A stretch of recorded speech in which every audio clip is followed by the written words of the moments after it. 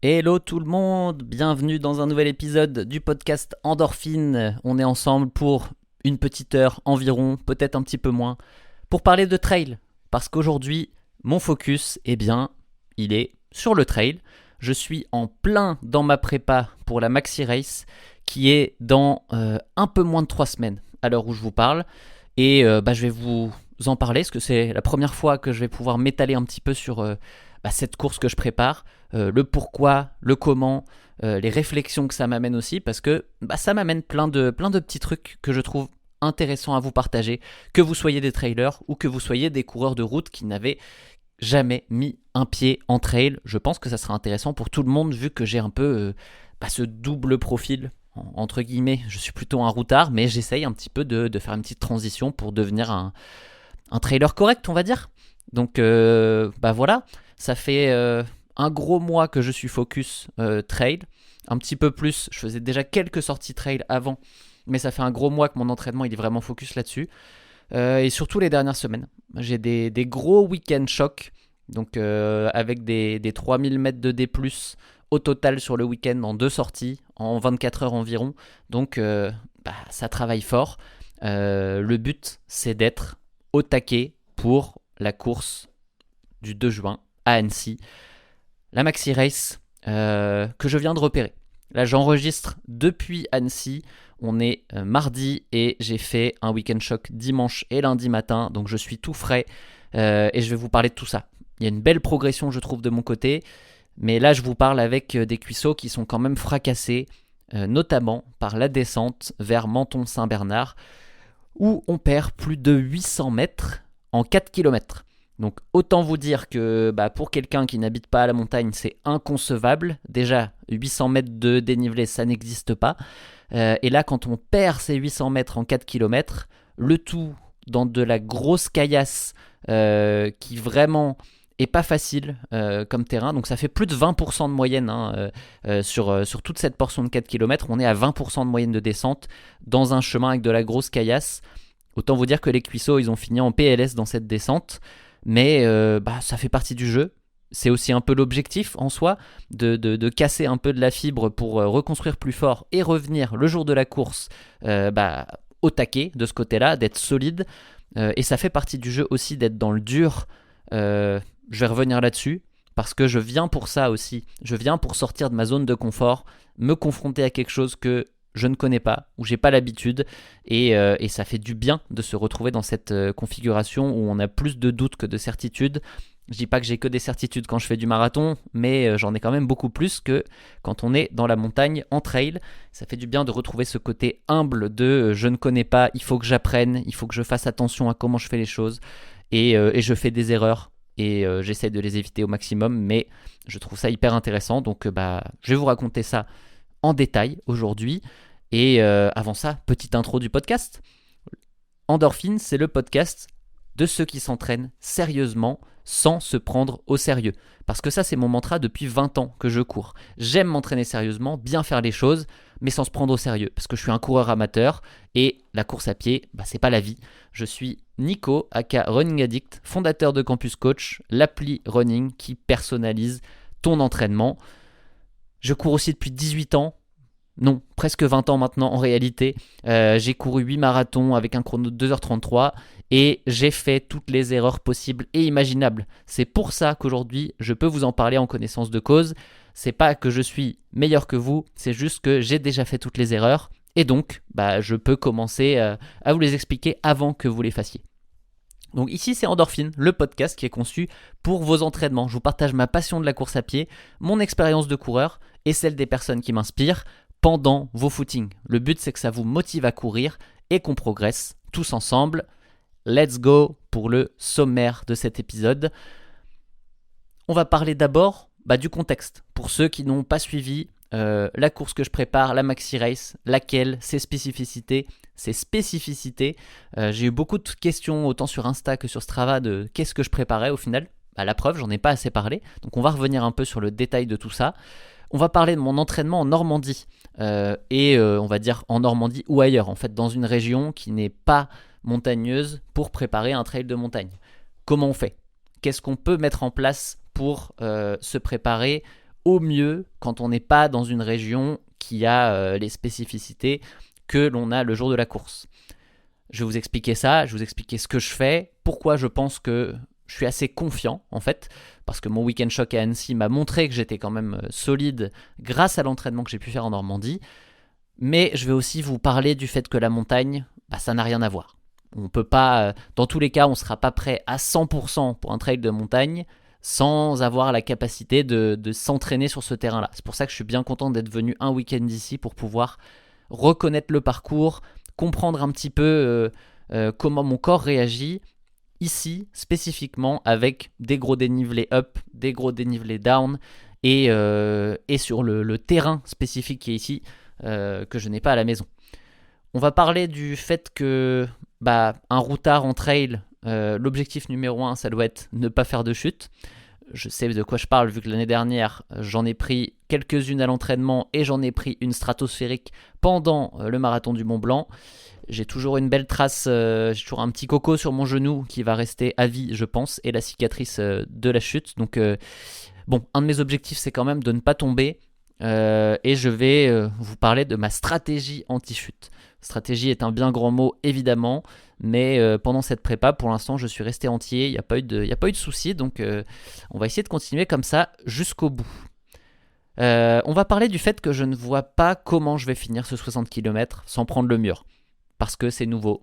Je n'ai jamais fait plus que... Alors j'avais fait un 50 à l'époque, il y a en 2014 ou 2015, en trail aussi, mais j'en avais marché à la moitié parce que j'étais absolument pas prêt physiquement. Mon genou avait lâché à la moitié de la course, donc je ne considère pas que j'ai l'expérience d'un 50. J'ai l'expérience d'un 42 que j'ai fait l'année dernière au marathon du Mont Blanc. 60, c'est quasiment 20 bornes de plus, ça n'a rien à voir. Donc c'est une nouveauté et j'ai peur de ça, ce qui est normal, mais je vais vous expliquer un petit peu pourquoi je trouve que c'est une bonne chose et que ça fait du bien. On va faire un court petit passage sur les temps des premiers versus ce que moi je pense pouvoir faire, parce que je trouve que c'est totalement fou à la vitesse où ils vont, et ça montre aussi que je ne suis absolument pas un trailer, mais je trouve ça quand même impressionnant de voir les temps des premiers et des premières sur le trail. Et on va finir par un sujet que je trouve hyper intéressant. Est-ce que le trail va me servir sur la route ? Je pense que oui. Je vais vous expliquer pourquoi. Et dans tous les cas, même si ça ne sert pas directement à mon marathon, je pense que c'est hyper intéressant parce que ça développe un profil équilibré. Le trail permet de travailler dans plein de composantes différentes et c'est hyper intéressant au global. Et je vais finir par un petit chapitre sur le fait que je suis mon propre cobaye qui va vous expliquer un petit peu pourquoi je fais du trail et quelle est ma philosophie autour de ça, parce que ça correspond à ma philosophie de vie en général, de me challenger, d'aller dans des défis. Bref, vous allez comprendre, j'ai un peu plus à dire là-dessus. Avant ça, si on part sur le contexte de cette maxi race, pourquoi je me suis inscrit déjà et quand est-ce que je me suis inscrit, parce que j'en ai pas parlé quasiment, enfin ça fait longtemps que je suis inscrit. Non, ça fait longtemps que j'ai décidé que j'allais faire la maxi race, mais l'inscription est récente. Vous allez comprendre, c'est assez important parce que à la base, quand je discutais avec Iron l'année dernière, Iron qui est mon sponsor pour les vidéos imparfaits sur YouTube, je leur demandais où est-ce que eux allaient être en 2024. On parlait de trail et on a parlé de la maxi race. Je me suis dit cool, Annecy, je trouve ça hyper intéressant d'aller là-bas. La maxi race c'est une course qui est connu, reconnu dans le monde du trail. Donc je me suis dit, banco, on va y aller. En plus, il y a un format 42 km qui est l'équivalent de ce que j'ai fait l'an passé au marathon du Mont Blanc. Ça va permettre de revenir sur une distance comme ça et peut-être de prendre la revanche de l'année dernière en fait, parce que l'année dernière, ça n'a pas été un grand kiff la course. Il y a eu plein de choses qui se sont pas passées comme je voulais et j'ai pas pu prendre le plaisir max que je venais chercher. Donc je voulais revenir en trail d'abord pour ça et donc sur le 42 parce que la distance me convenait bien. Maintenant j'ai mis un petit peu de temps, voire beaucoup de temps à m'inscrire, même vu que j'avais un dossard garanti, je me suis pas pressé en fait à m'inscrire et quand je l'ai fait, je pense au mois de mars, donc très tard, je me suis rendu compte que même avec les dossards Iron, en fait il y avait un quota et que le 42 km c'était terminé, impossible de le faire. Bon, sur ce moment, je me suis dit, qu'est-ce que je fais ? Est-ce que j'annule tout ou est-ce que je regarde qu'est-ce qu'il y a comme autre distance ? Et j'ai fait ça, j'ai été voir la distance supérieure qui était le 60 km. Bon, déjà, ça me rassurait parce que je me disais, j'espère qu'il n'y a pas juste 42 et le tour du lac au complet qui est un 94.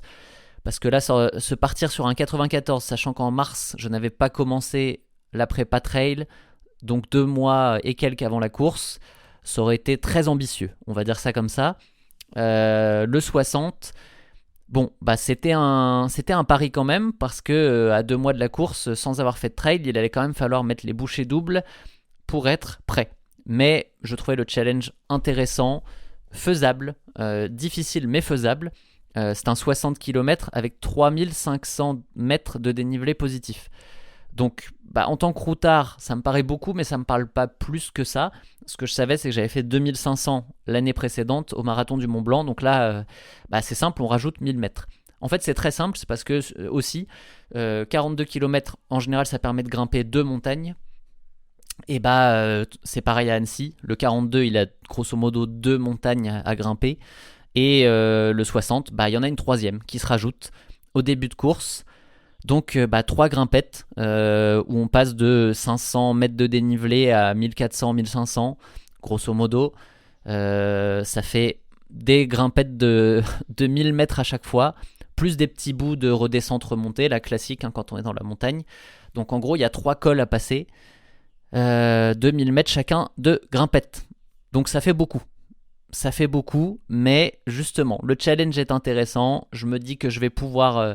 je vais travailler fort, que ça va me motiver aussi à être hyper sérieux. Et je me lance là-dedans. Donc principalement en avril, où j'ai vraiment commencé à mettre du dénivelé et des sorties trail pour aller travailler un petit peu les spécificités. Maintenant, si on regarde le parcours, je peux vous dire une chose, c'est que quand je le regardais sur le papier, il me paraissait dur mais faisable. Mais quand on est dans la réalité du terrain, il y a des aspects qui sont beaucoup plus durs que ce qu'on regarde sur une carte. Et je vais y revenir quand je vais vous parler de mes sorties de ces 2 derniers jours. Mais franchement, c'est pas si facile. C'est plus agréable pour moi que le marathon du Mont Blanc où les descentes étaient bien souvent avec de la grosse racine, où littéralement à la fois je ne sais pas où poser le pied quand il y en a trop, et mes pieds accrochent dedans. Là, il y a beaucoup moins de ça, donc beaucoup plus agréable de mon côté et beaucoup plus intéressant, je trouve. Je sais que je vais y prendre beaucoup plus de plaisir. Pour autant, c'est 60 km et je sais que ça va être difficile.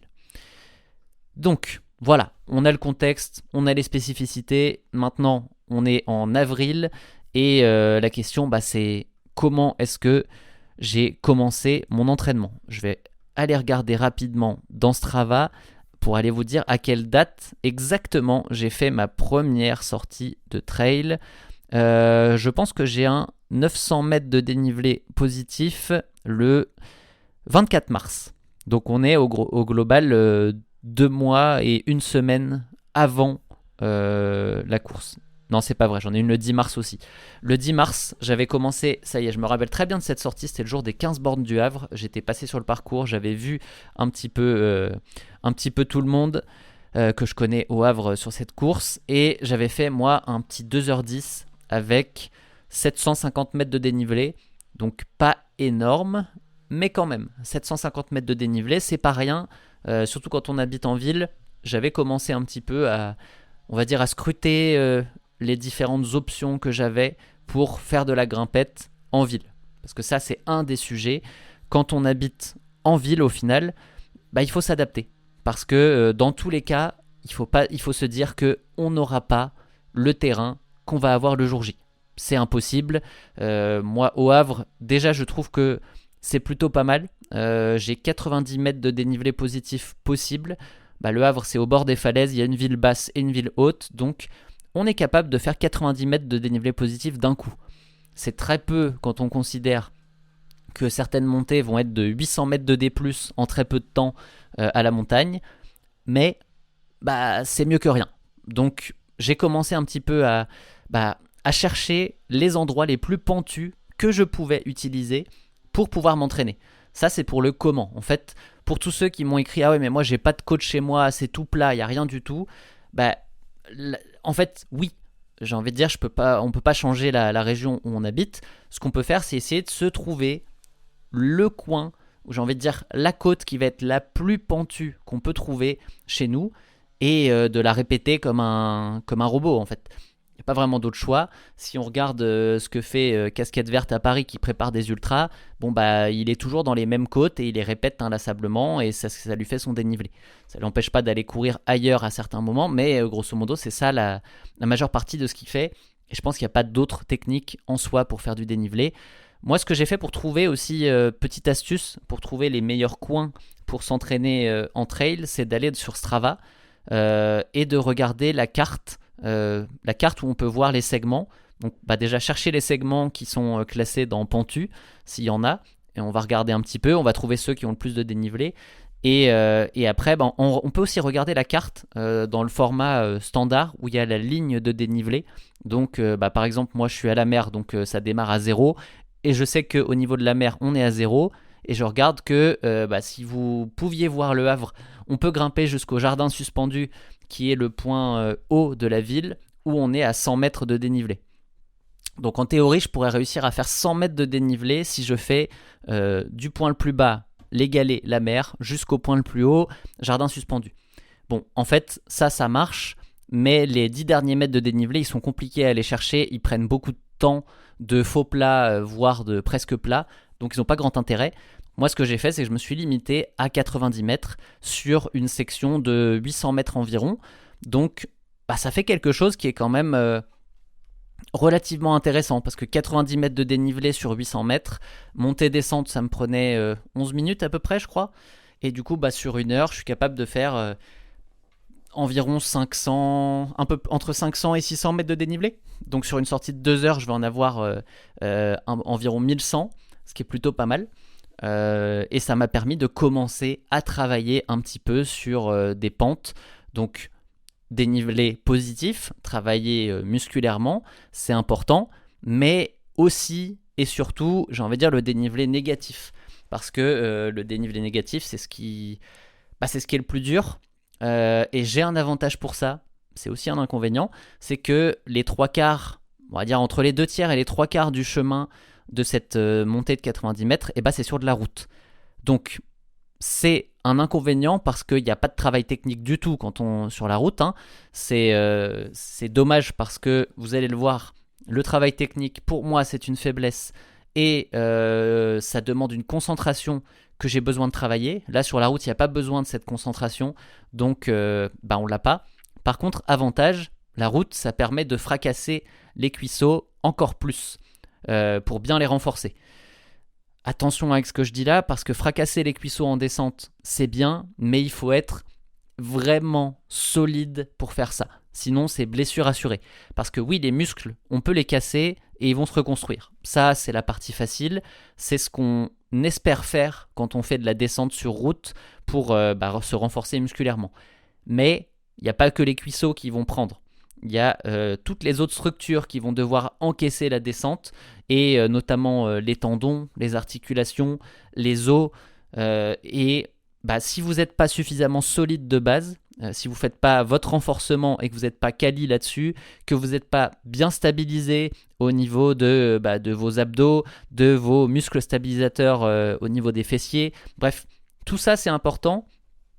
Et j'ai envie de dire que la base de l'entraînement trail, c'est ce que j'ai fait cet hiver, cet automne, enfin bref, les dernières années en salle, en termes de renforcement, pour me permettre de faire ce genre de choses sans me blesser. Parce que ça serait dommage de se blesser dès les premiers entraînements quand on est sur la route. Donc évidemment, il faut y aller progressivement aussi.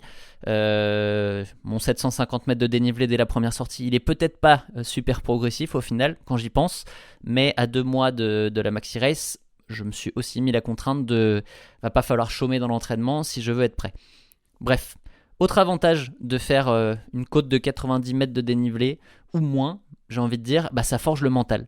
Parce que quand on part pour s'entraîner sur du dénivelé et qu'on n'a que ce genre de côte, qu'est-ce qu'on fait ? On la monte et on la descend. Et quand on fait un 3 heures sur la même montée avec 11 minutes au total, donc ça fait environ 16 fois la montée et la descente. Bah voilà. Est-ce que c'est fun ? Non. Et encore, il y a des côtés fun. Mais est-ce que c'est fun sur le papier ? Non. Est-ce qu'on a plus envie de se faire un parcours varié où on va voir des paysages ? Oui. Mais quand on s'est engagé sur un trail de montagne et qu'on a besoin de travailler le dénivelé, bah, au bout d'un moment, il faut assumer, quoi. C'est comme quand on fait du triathlon. Quand on s'engage sur un triathlon, est-ce qu'on a envie de faire 3 heures ou 4 heures de home trainer l'hiver sur son vélo à l'intérieur ? Bah non. Mais ça s'appelle la discipline de préparer la course comme il faut. Parce que si on fait pas ça, on sait qu'on sera pas au niveau le jour J. Donc voilà. Moi, j'ai un petit avantage aussi, c'est qu'il y a quand même des petits trails. En haut, là, on appelle ça les jardins suspendus. Donc il y a quand même une petite face type Mont-Royal. D'ailleurs, ça ressemblait beaucoup à ça.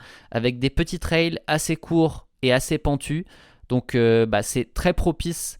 Avec un terrain qui est très propice aux chutes. Donc là aussi, là, faut bien se concentrer. Seul problème, c'est que ça dure 30 mètres de dénivelé. Donc c'est pas là qui donne la concentration qu'il faut pour faire 4 km de descente où la concentration on doit l'avoir pendant 20 minutes à bloc si on veut pas se casser la gueule. Donc c'est bien, ça fait quand même travailler, mais c'est pas suffisant. Du coup, petite astuce que moi j'ai utilisée, toujours la même, hein. Aller sur Strava, regarder les segments de la région, sortir de sa ville, hein. Moi j'ai été faire un petit week-end en Suisse normande, donc à 1h45 de la maison, et j'y ai trouvé une côte de 150 mètres de dénivelé positif sur du terrain 100% trail.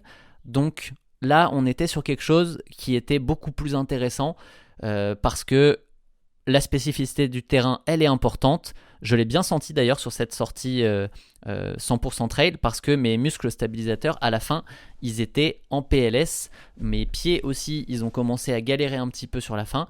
Bref, tous ces aspects qu'on ne peut pas avoir forcément si on est en ville, et au moins se faire 1-2 week-ends où on sort de la ville et on va se trouver vraiment le coin qui a le plus de D+ possible. Moi, c'est exactement ça, hein. Dans un rayon de 2 heures autour de chez moi, il n'y a pas mieux que ça. 150 mètres de dénivelé, ça n'existe pas ailleurs que à Clécy, en Suisse normande. Donc, j'ai été là exactement pour ça. En plus, c'est très beau, donc on peut en profiter pour être avec Hello et profiter du week-end. Mais dans le principe, je vous le dis, cherchez. Allez sur les sites aussi des trails, des sites des offices de tourisme, ou je ne sais pas comment on dit. Il y a des sites... Moi, j'en avais un en Normandie qui listait un petit peu les endroits où on pouvait faire du trail. Mais si vous combinez ça, votre petite recherche sur Internet et d'aller sur le terrain de la carte Strava pour un peu trouver ces segments, ces sections qui vont être hyper intéressantes, je suis sûr que vous allez pouvoir faire au moins 1 ou 2 week-ends qui vont être intéressants et qui vont vous mettre la barre plus haut que ce que vous pouvez avoir à la maison. Donc il faut se forcer un peu, hein. Il faut chercher, il faut être inventif, mais quand on l'est, on arrive à trouver des trucs intéressants, ou en tout cas minimiser l'impact, enfin minimiser les dégâts entre guillemets, parce que le feedback que je peux vous dire quand même, c'est que la montagne, ça n'a rien à voir. Bah ouais. Déjà au niveau des paysages, quand on est à 100 mètres de dénivelé, moi je trouve ça très beau parce que j'ai une vue sur la mer à chaque fois que j'arrive en haut. Là j'ai des petites ouvertures sur la mer, donc ça c'est très très cool. Mais là ce week-end, les paysages, en plus il faisait super beau, en haut des montées à Annecy, avec vue sur le lac, vue sur les montagnes, ça fait du bien de se faire ce petit week-end là, hein. Je vais pas vous cacher que j'étais bien content de venir ici.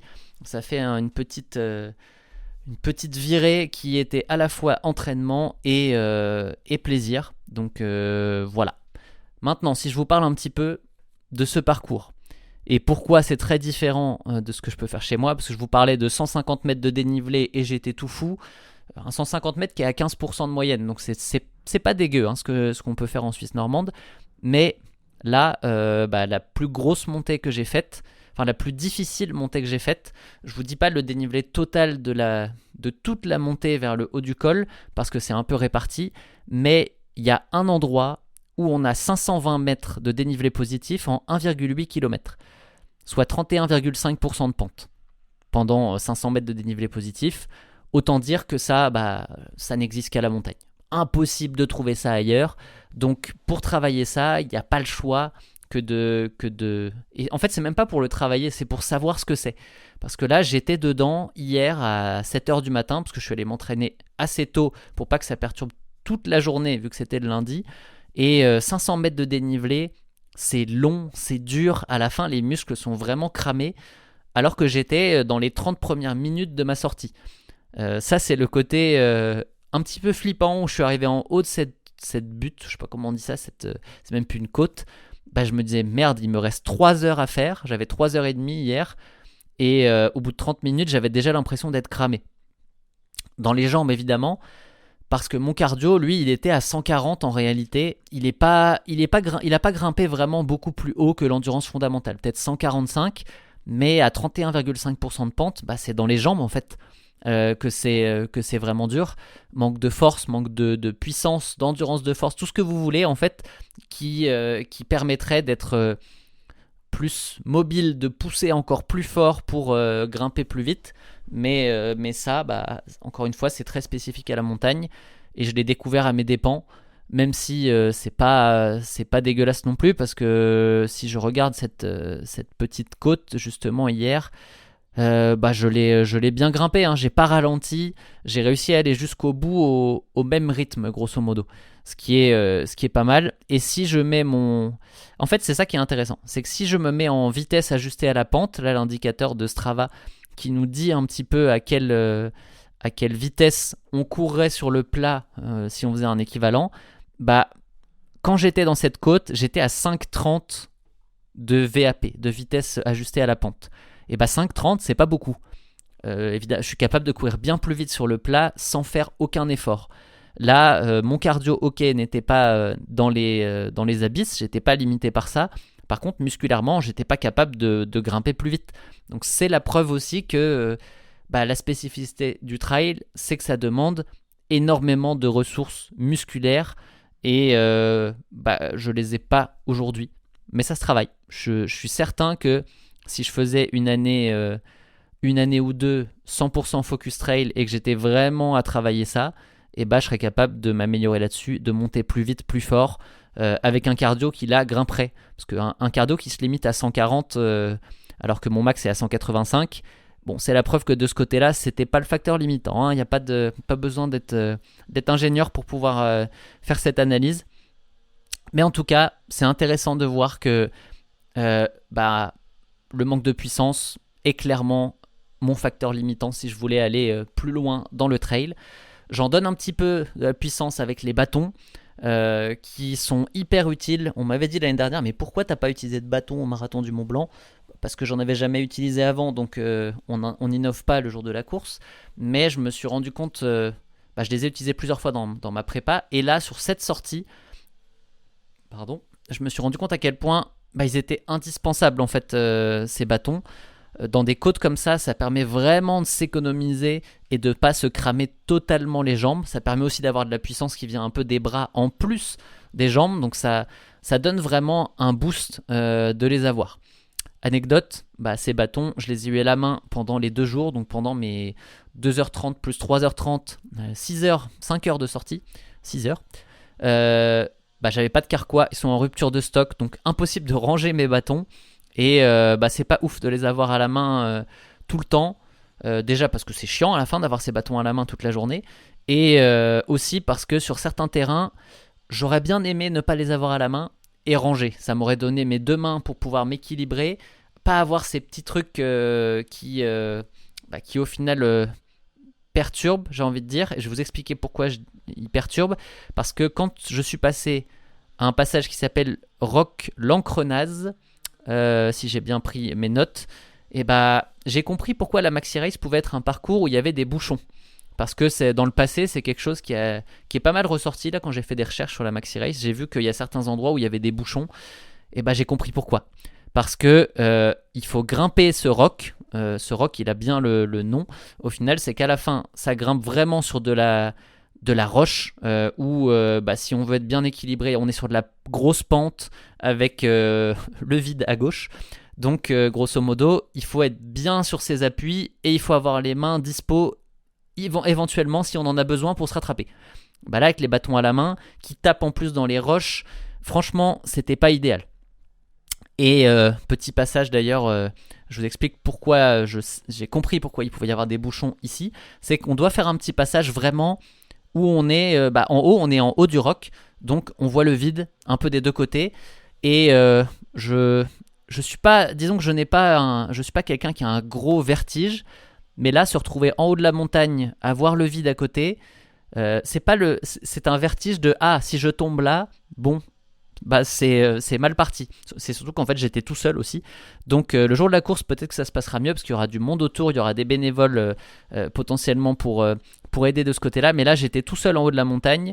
Je voulais filmer, vous le verrez dans la vidéo qui sortira un jour sur ce sujet. Mais j'étais pas rassuré. Je crois que j'ai un passage où je suis à 30 minutes au kilomètre dans mon avancée. Autant vous dire que j'étais penché, la main collée au mur, à essayer d'avancer. Bref. Voilà, petite anecdote de citadin qui va à la montagne. Ça, c'était pour la partie montée, parce que ce roc, je crois que c'était le sommet de ma sortie d'hier. Et après, un peu plus loin, il fallait redescendre. Et c'est là où tout ce qu'on a monté, il faut le redescendre. 800 mètres de dénivelé négatif en 4 km. Et je peux vous dire que c'est dur. Parce que c'est une descente assez large où en soi j'apprécie ce genre de descente parce que assez large, chemin de 4x4, donc avec de la grosse caillasse, des gros cailloux où il faut quand même bien regarder, être concentré à 100% sur ce qu'on fait, sinon on est sûr de se casser la gueule. Mais le problème c'est que 4 km c'est très long et c'est très très dur dans les cuisses à la fin. Et encore, je me considère comme plutôt solide avec mon renfort, les sorties que j'ai pu faire déjà. Enfin, j'étais pas au stade faible musculairement de ce côté-là. Mais là, à la fin, j'étais faible. À la fin de cette descente, j'étais vraiment pas en contrôle de ce côté-là. J'avais vraiment mal aux jambes, mais un mal aux jambes où le cerveau, un petit peu comme sur le marathon, te dit non, mais là, tu vas ralentir maintenant. C'est pas possible, tu peux pas continuer comme ça. Donc bon, évidemment tout ça c'est dans la tête. Oui, on casse des fibres musculaires, mais il nous en reste toujours pour avancer. Donc il faut rester concentré sur ce qu'on fait. Et voilà. Tous ces détails, en fait, on peut pas les découvrir autrement qu'en allant à la montagne, repérer le terrain, s'imprégner de comment est ce terrain. C'est pas parce que j'ai fait une course l'année dernière à la montagne que je me souviens vraiment de tout ça. Donc je pense que c'est important d'aller voir le terrain sur lequel on va courir si on peut. Ça aide vraiment. Ça peut être ailleurs, ça peut être d'autres montagnes aussi, parce que le principe c'est d'aller tâter un terrain qui n'est pas le sien quand on vit plutôt en plaine ou en ville.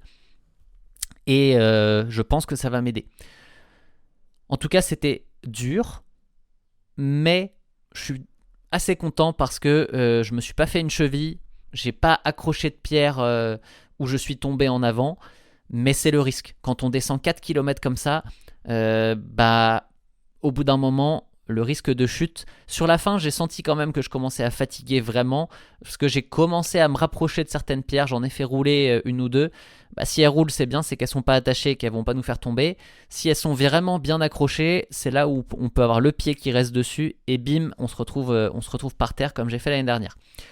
Bref, ça arrive à ma stratégie anti-chute. Je refuse de redire ce mot parce que stratégie est vraiment un trop gros mot pour ce que je vais vous dire. Le principe au final, je pense qu'il est très simple. Concentration à 150%. Parce que au final, tout ce qui fait qu'on ne va pas tomber, c'est de trouver le bon équilibre entre descendre vite, essayer d'être relâché, parce que si on est crispé, c'est le meilleur moyen de tomber au final. C'est comme dans tout, c'est un équilibre où il faut descendre relativement vite pour être vraiment en maîtrise du mouvement, justement, et en restant en maîtrise. Compliqué ce que je dis, je vais relire ma phrase. Équilibre entre descendre vite et rester toujours en maîtrise, notamment visuelle. Je dis visuelle parce que ce que j'ai l'impression, c'est qu'en trail, au final, beaucoup de ce qui est très important en descente, c'est l'équilibre entre... C'est pas l'équilibre, c'est que tout est dans les yeux et la capacité du cerveau à analyser l'information. pour éviter qu'on soit dépassé. On ne veut pas regarder 3 mètres devant nous, on veut essayer d'avoir le regard loin, peut-être 10 mètres environ, et de ne jamais perdre ce point 10 mètres en avant. Parce que si on commence à regarder plus près, au final c'est parce qu'on est dépassé par les événements, on n'arrive pas à analyser tout ce qui se passe, et plus on se rapproche, moins on anticipe, et plus on a de chances de se retrouver dans un truc qu'on n'avait pas prévu, et là de ne pas réussir à gérer, et de se faire mal. Donc le travail en descente, il est aussi là pour moi, c'est de se forcer à garder un certain rythme, garder le regard 10 mètres en avant et constamment analyser le terrain le plus vite possible, parce que comme tout, je pense que ça se travaille, et le cerveau est très malléable de ce côté-là, c'est qu'il va apprendre si on lui fait faire beaucoup de descentes, il va apprendre à analyser le terrain de plus en plus vite pour être capable de descendre sans problème. Donc l'important par contre, l'important je trouve, au-delà de ça, parce que ça c'est quelque chose qui se travaille avec le temps, à part le fait d'essayer de rester hyper concentré, de pas regarder sa montre. D'ailleurs tiens, ça c'est un petit détail, je vais supprimer les autolaps en trail, parce que quand il y a le bip de la montre, j'ai toujours eu ce réflexe de regarder parce que ça fait un bip, le cerveau fait ah cool, combien j'ai fait sur ce kilomètre là, et en descente ça peut jouer des tours, donc je vais supprimer cette fonctionnalité pour le trail parce que j'ai pas envie de finir par terre à cause d'elle. Maintenant, le truc important pour moi, c'est de rester lucide. Et rester lucide, qu'est-ce que ça veut ? Parce que rester lucide pour être concentré à 100%, pour continuer d'analyser et pas avoir du retard sur cette analyse et du coup se retrouver proche de la chute. Mais comment on reste lucide ?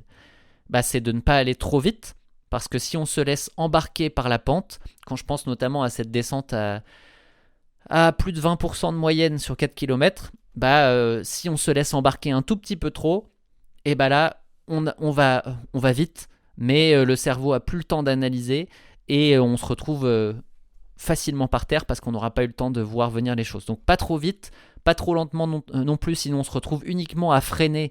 Et ça use beaucoup plus les muscles, mais c'est pas ça peut aussi être la stratégie de la chute si on est trop sur les freins en descente. Donc c'est un équilibre. Et du coup, cet équilibre, pour le trouver, il faut rester lucide. Et rester lucide, ça veut aussi dire être vraiment bon sur sa nutrition et son hydratation. Qu'est-ce qui nous fait perdre la lucidité en course ? La fatigue, certes, ça, on peut pas y faire grand-chose, quand on est fatigué, mais surtout d'être mauvais sur sa nutrition et son hydratation. Si on commence à être déshydraté et qu'on n'a pas assez mangé et qu'en fait on manque de calories, d'énergie pour pouvoir avancer, c'est là où on perd cette lucidité et on va être beaucoup moins capable de descendre efficacement. Donc je pense que c'est une des clés, c'est que si on veut être efficace sur les parties techniques et les descentes en trail, il faut être excellent sur sa nutrition et son hydratation. J'ai regardé hier, j'ai pas consommé tout ce que j'avais prévu. En général, j'essaye en trail d'être entre 50 et 70 grammes de glucides par heure. Sur mes 3h30 hier, j'ai fait 52 grammes par heure de moyenne. Donc c'est pas si mal.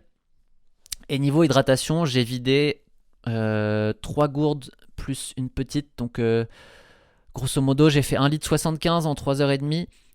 J'étais en autosuffisance aussi, donc je boirai sûrement un peu plus le jour de la course parce que j'aurai la capacité de boire au ravitaillement, mais j'ai pas eu l'impression en tout cas de finir trop dans le mal de ce côté-là au bout de 3h30, donc ça c'est positif parce que oui, c'était difficile, mais pour autant le bilan je trouve de mon entraînement en Normandie c'est qu'il a payé.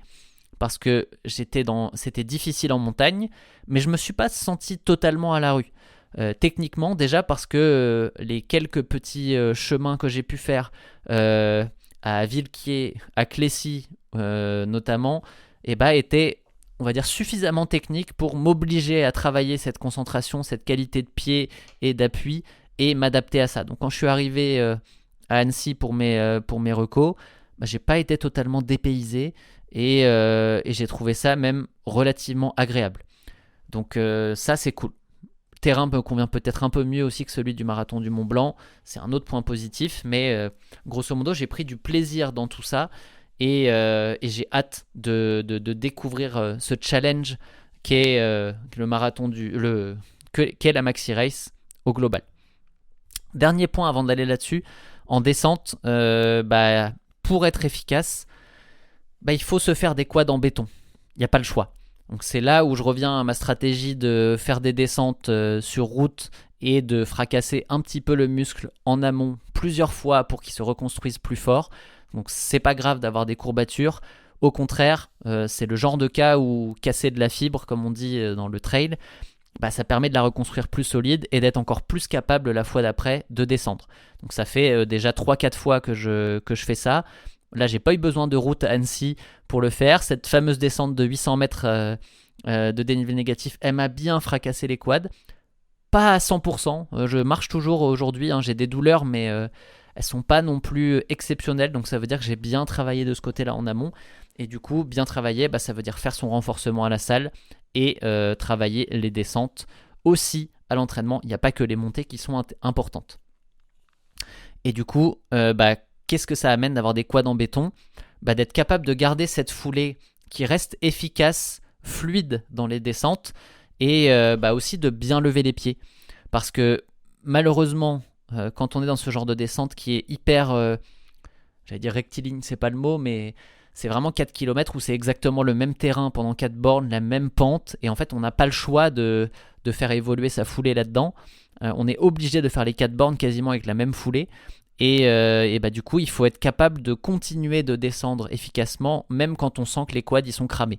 Donc c'est pas facile, franchement hier j'ai trouvé ça dur, mais je sais que ce que j'ai pu faire en amont m'a bien aidé à ça.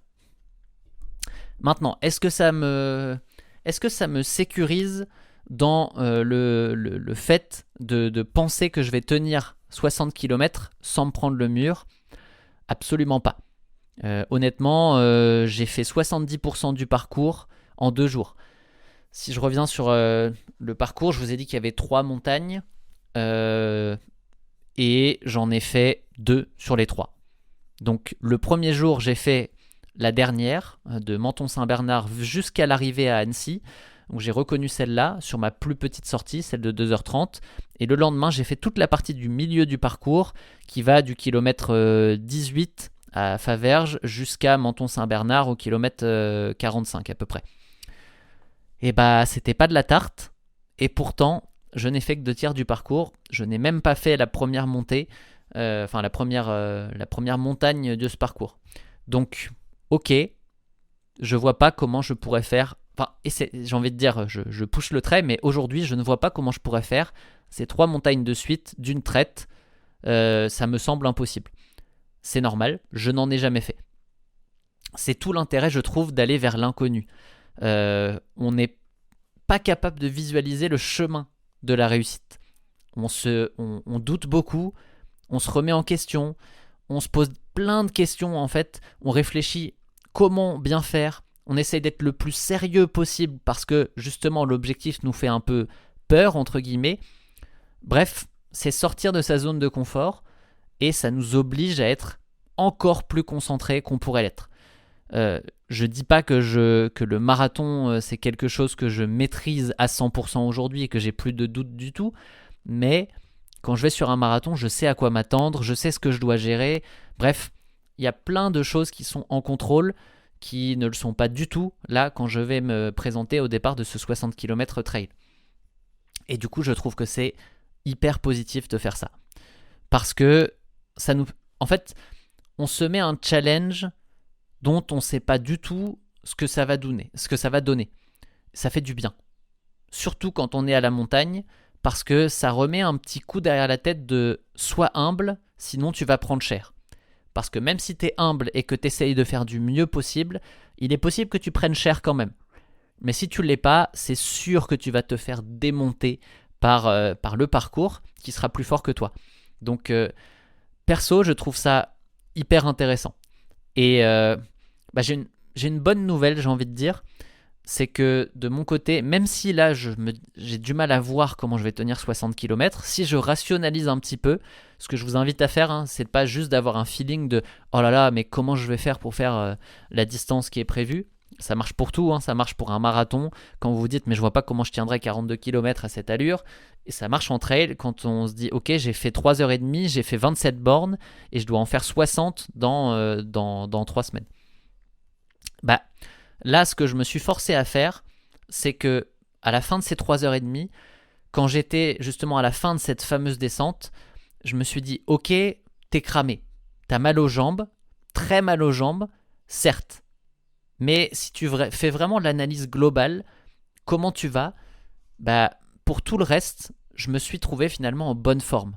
J'étais lucide, bien hydraté, bien nourri, je réfléchissais correctement et je pense que c'est ça la priorité.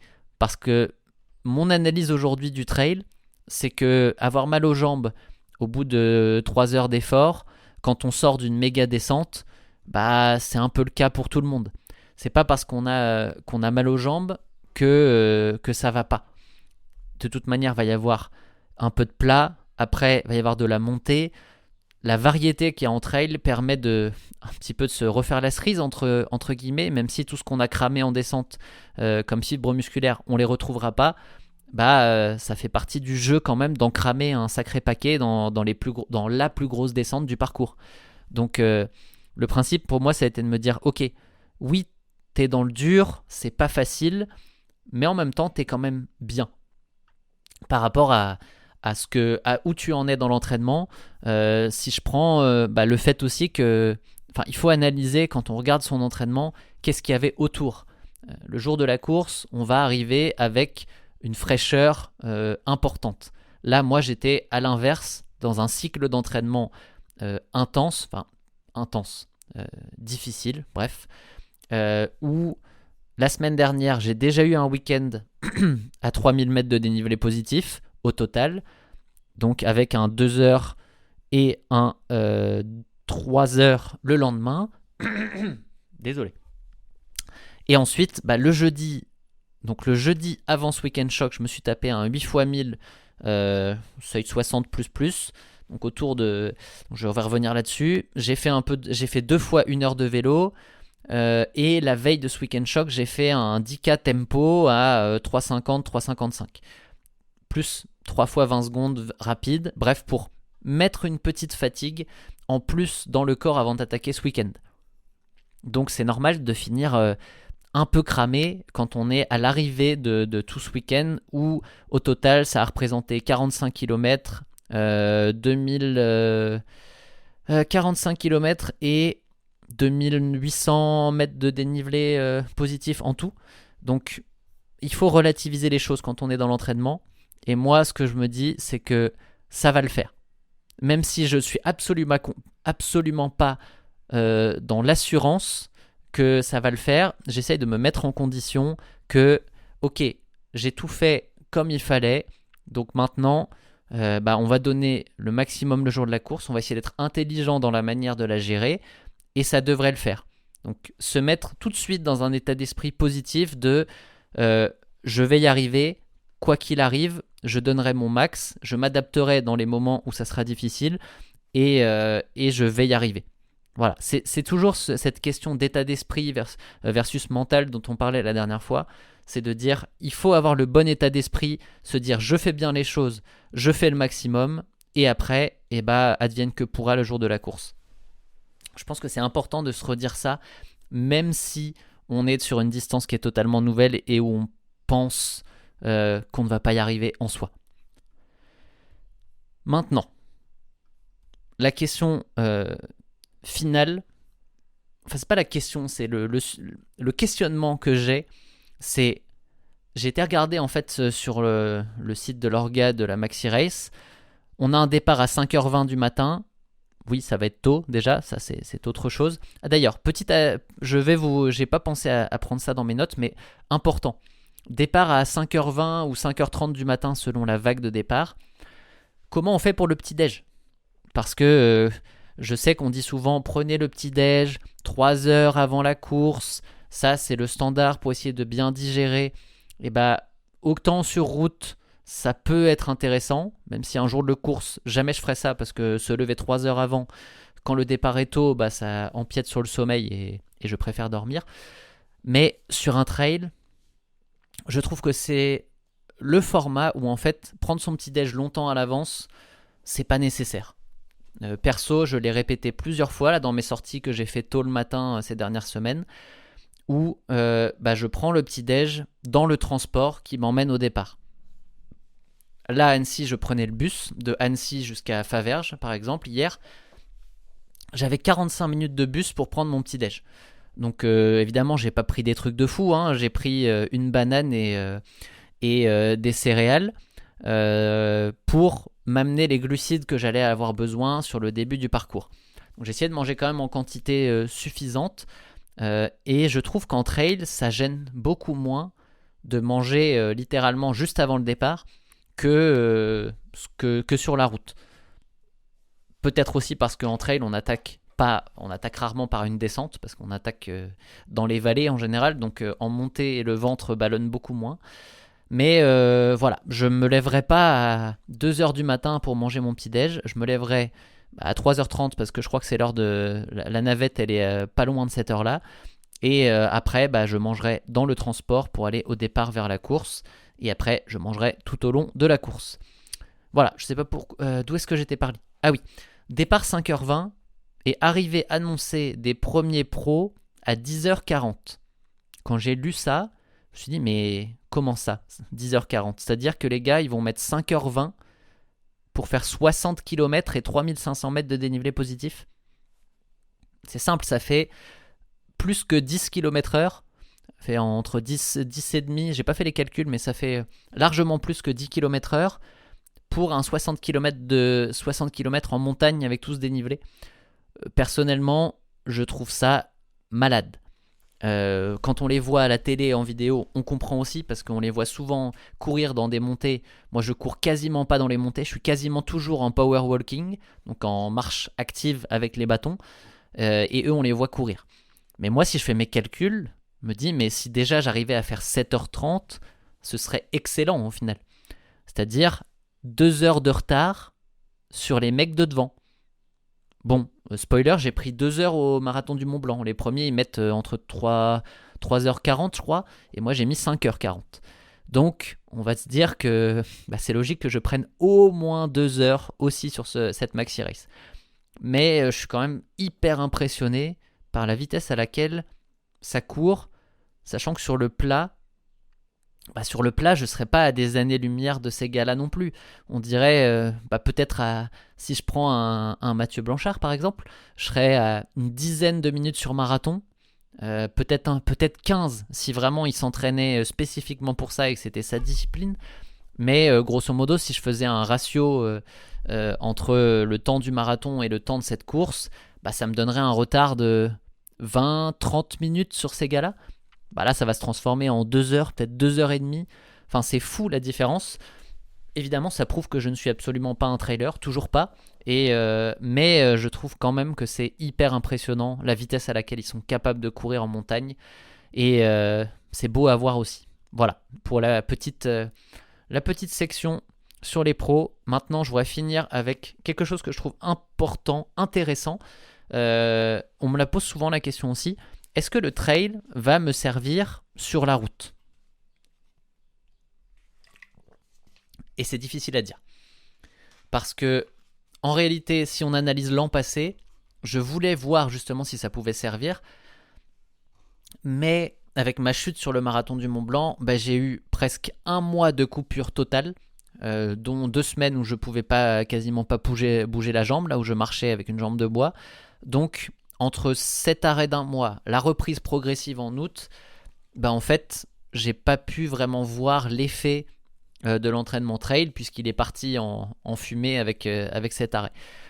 Maintenant, ce que je vois aujourd'hui, c'est que c'est encourageant. Je reste relativement performant sur les quelques séances de route que je garde quand j'ai l'énergie pour. Jeudi, j'ai fait un 8 x 1000 entre 3,20 et 3,22 au kilomètre sans me mettre vraiment dans le mal en fait, avec un cardio en contrôle, des jambes qui étaient solides. Franchement, je me sens solide sur les appuis, donc c'est plutôt bon signe de ce côté-là. C'est tout ce que je peux en dire sur le rythme. En tout cas, c'est que le trail me permet de garder pas mal mon intensité grâce peut-être à un peu plus de solidité dans les appuis. Et le cardio, en fait, le trail, en fait, c'est là où c'est hyper complet pour se développer. Si on regarde au niveau du cardio, sur les sorties longues en course à pied, on va faire 1h30, 2h à 2h30 quand on est en prépa marathon, mais c'est tout.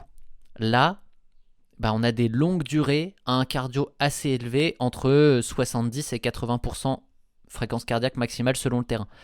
Un petit peu, là j'étais plutôt sur du 70% à Annecy, en moyenne, 70-75 grand max, parce que désolé, parce que avec le terrain, j'ai pas le terrain et la longueur, je suis pas monté au-dessus, mais sur mes séances des semaines précédentes, qui étaient sur des terrains plus faciles en soi, j'ai eu quasiment 3 heures à 78, entre 75 et 80% de FCM, donc ça fait travailler fortement le cardio, beaucoup plus que sur la route, surtout qu'il y a 2 sorties longues de suite. Il y a le samedi et le dimanche dans un week-end choc.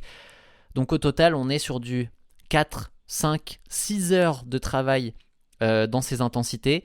Donc forcément que ça a un effet au global sur l'endurance cardio-respiratoire. Donc ça, c'est certain, j'ai pas de doute. Et ensuite, musculairement, évidemment, j'ai envie de dire. Mais surtout, on a un travail varié musculairement. On va travailler dans toutes les composantes qu'on peut avoir. On va travailler dans la force évidemment, sur les petits coups de cul, les grosses montées, les moments où il faut pousser un peu fort pour passer une roche ou quelque chose. Bon, en réalité, c'est plutôt l'aspect endurance de force et puissance qu'on va vraiment travailler. Si je pense notamment à mes 2 km à 30% qu'il a fallu grimper hier, c'est pas de la force. La force, ça s'exprime vraiment sur des efforts maximaux. Là, on n'est pas sur de l'effort maximal, on est sur un effort qui dure 30 minutes. Donc, bref. Mais dans tous les cas, on a un effort très varié musculairement. Parce qu'on a cet aspect très intense musculairement en montée. En plat, on va retravailler un petit peu, on va dire sur quelque chose de classique, s'il n'y a pas beaucoup de plat. Et surtout, excentrique en descente, encaisser les impacts. Ça, c'est quelque chose, j'en ai parlé tout à l'heure, mais c'est très dur pour les muscles, mais c'est aussi très formateur. Et on est beaucoup plus solide une fois qu'on a fait ce genre de travail. Et on a tout ce travail de proprioception, d'apprendre avec notre cerveau à bien poser les pieds au bon endroit, d'être agile en fait sur la manière dont on pose le pied. On a tout ce travail de stabilisation du corps sur chaque appui. J'ai des courbatures aux moyens fessiers, aux obliques au niveau des abdos, que des muscles en fait qui vont passer leur temps à essayer de se contracter pour équilibrer un peu ce qui va se passer sous le pied pour que le corps reste le plus droit possible. Tout ça, c'est hyper intéressant. Au final, c'est un gainage naturel qu'on va aller faire et qui va être dans tous les cas utile aussi quand on va se retrouver sur la route parce qu'on va être vraiment hyper gainé, hyper efficace dans le geste. Donc, je pense que c'est intéressant de ce côté-là. Disclaimer, oui, le trail, ça permet de travailler tout ça, mais la salle aussi. Donc, quand on n'habite pas à la montagne, ça n'empêche pas de travailler tous ces éléments aussi en allant à la salle, surtout quand on veut faire un trail de montagne. Perso, je vois pas comment on peut se passer du renfo si on veut avoir la base musculaire nécessaire pour être à 100% sur un trail de montagne. Je trouve ça indispensable et moi je pense que ça m'aide énormément dans ce que je peux faire ici. Je suis extrêmement content de la discipline que j'ai eue sur mon entraînement à la salle cet hiver. Là, j'en ai un peu moins de discipline parce que avec la récup des entraînements de trail, c'est pas, il y a des moments où il y a des séances qui sautent parce que on peut pas tout faire et si musculairement on est encore en grosse récup du week-end choc d'avant, et il y a des séances qui ont sauté à certains moments. Mais je pense que au global, ça travaille aussi le mental, le trail. Un travail mental de visualisation, d'analyse du terrain, de concentration intense. Ça, c'est... Je sais pas ce que ça peut amener, mais je suis certain que ça a du positif aussi d'être vraiment dans cet état-là. D'ailleurs, le trail, c'est le seul... je suis capable de courir 3h30 sans aucune musique, sans rien du tout, sans podcast, que dalle. Alors que sur route, on préfère 3 heures de suite. Il faut que j'ai quelque chose dans les oreilles, sinon je vais m'ennuyer au bout d'un moment. Là, il y a zéro ennui parce que le paysage, mais aussi parce qu'on est concentré à 100% sur ce qu'on fait tout le temps. Bref, le trail, sport hyper complet et hyper complémentaire de la route, je trouve. Ça permet de se développer de manière homogène. La route, c'est hyper intéressant.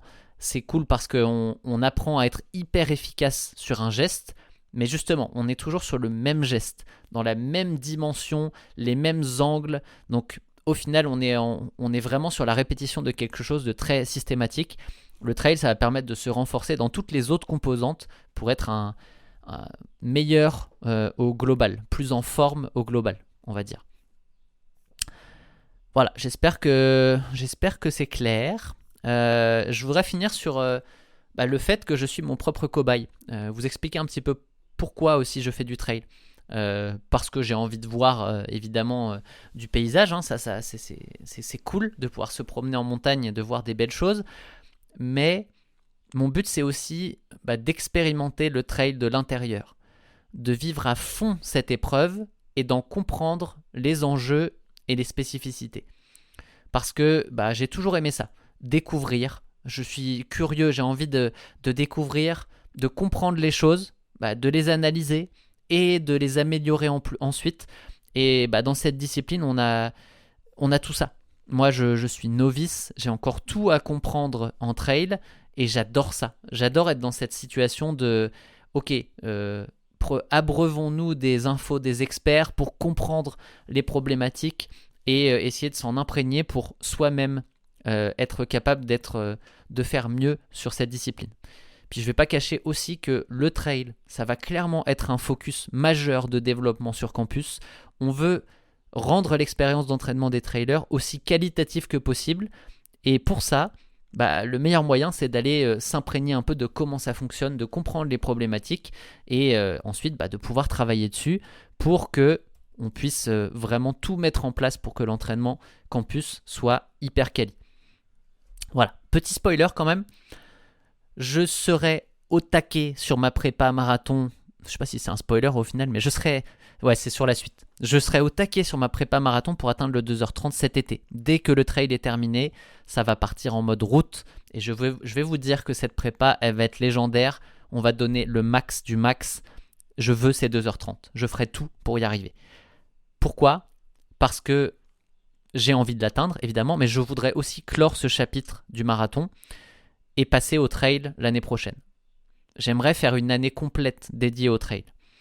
Peut-être pas forcément des trails de montagne, parce que je ne suis pas certain que ça soit ce qui est le plus adapté à mon profil. Je pense que y a des choses plus adaptées pour moi, notamment avec la région où je vis, où on n'a pas de montagne, et du coup je pense qu'il y a plein de petits trails. J'avais demandé des idées, on m'en a donné plein. En Bretagne, en Normandie notamment, il y a déjà beaucoup de choses à faire. Les sentiers côtiers, c'est hyper sympa. Donc je pense aller faire des trails dans ces coins-là l'année prochaine. Mais en réalité, c'est aussi, j'ai envie d'utiliser le trail pour aller découvrir la France, aller courir dans des coins sympas et voir du pays. Et je pense que ça me conviendra mieux aussi de toute manière en termes sur mes qualités. En venant de la route, j'aime les parties où c'est un peu plus roulant, ça permet de courir. Dès qu'il y a ça en trail, je sens que je peux m'épanouir un peu plus et peut-être un équilibre un peu plus intéressant dans le profil de la course pour moi. Mais bon, ça, on aura le temps d'y revenir l'année prochaine, de toute façon. En attendant, évidemment qu'on va reparler de trail dans les prochaines semaines. Je vais peut-être vous expliquer un peu plus en détail ma stratégie pour la course. Elle est en réflexion pour l'instant, mais clairement je vais construire tout ça, je vais vous en reparler et j'espère que le retour post-Maxi Race sera encore plein d'enseignements et que cette année je vais récupérer mes 2 genoux à 100% et pouvoir me réentraîner directement après parce que c'était pas drôle l'année dernière. Donc une année ça suffit. Voilà, je vous laisse avec ça, j'espère que cet épisode sur le trail vous a intéressé. Si vous êtes encore là, on va dire que oui et je vous retrouve dès la semaine prochaine avec un nouvel épisode d'Endorphine. Ciao les amis, entraînez-vous bien.